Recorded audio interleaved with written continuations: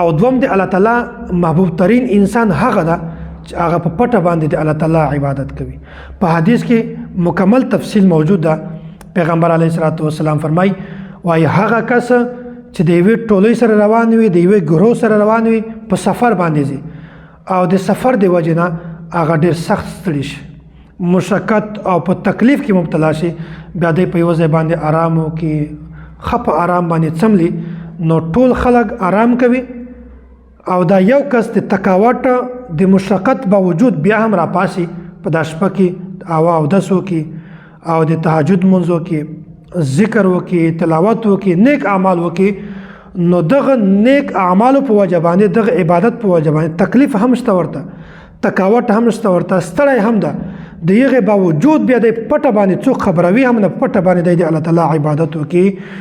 نو دغه عبادت په وجه باندې دا سړی د الله تعالی محبوب ترین انسان جوړیږي. نو دا یو داسې عبادت ده چې دا د الله تعالی په حضور کې مقام محبوبیت حاصلوي. الله تعالی په حضور کې دا سړی الله تعالی محبوب جوړ شي. نو دا دوم عمل ده، دا دوم کسته چې هغه د الله تعالی محبوب ده. اسې خو هر انسان د عبادت خواهش وي، خدای ستړی وي او تکاوت ورته، پریشانی ورته، نو دا کس د دغه تکاوت د دغه ستړی باوجود بیا هم خپل معمولات نه پرېږدوي، عبادت کوي، تهجد لمونځ کوي. نو دا په پټه باندې د الله تعالی عبادت کول، الله تعالی په دغه عبادت په وجه باندې دا انسان د الله تعالی محبوب ترین انسان جوړیدلی شي.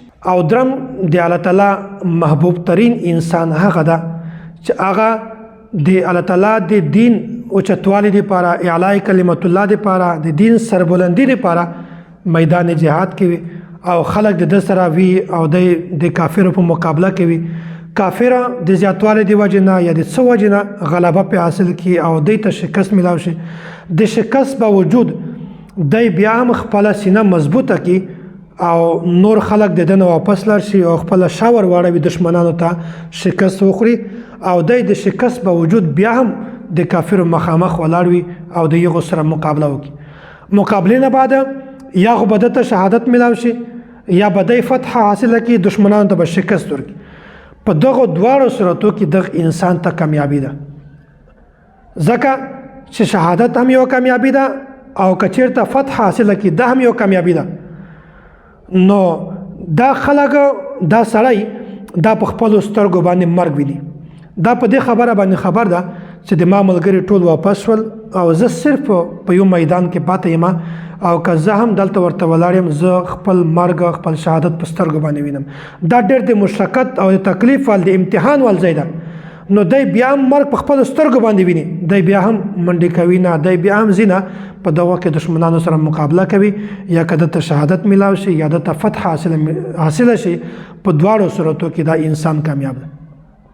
نو دا کس الله تعالی ته محبوب ده، ځکه چې دا سړی مرګ، شهادت په خپلو سترګو باندې ویني، هغې باوجود بیا هم د کافرو سره مقابله کوي.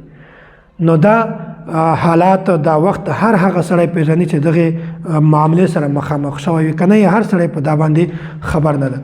نو دا د دغه اخلاص علامت ده، دغه اخلاص برکت ده، د دغه اخلاص وجه ده چې دا اخلاص په وجه باندې دا کس د الله تعالی محبوب انسان جوړ شي. دومره زیات اخلاص یې کړی ده چې نور خو نشته ورسره، صرف دی یو ده، مقصد یې دا ده چې الله تعالی کلمه د الله تعالی دین اسلام دا اوچت شي، کافرو ته شکست میلاو شي. دغه اخلاص د برکت په وجه باندې دا کس الله تعالی ته محبوب ده.